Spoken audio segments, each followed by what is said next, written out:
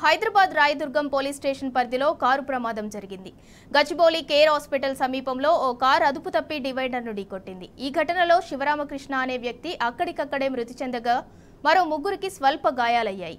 పోలీసులు కేసు నమోదు చేసుకుని దర్యాప్తు చేస్తున్నారు. పోస్టుమార్టం నిమిత్తం మృతదేహాన్ని పోలీసులు ఉస్మానియా ఆసుపత్రికి తరలించారు.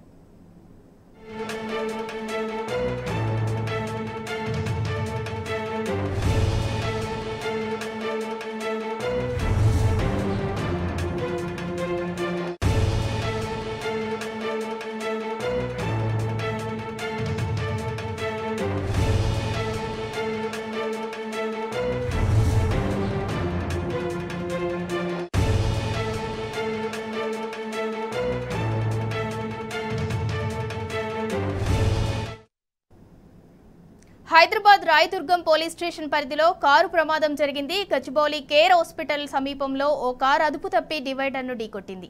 ఈ ఘటనలో శివరామకృష్ణ అనే వ్యక్తి అక్కడికక్కడే మృతి చెందగా మరో ముగ్గురికి స్వల్ప గాయాలయ్యాయి.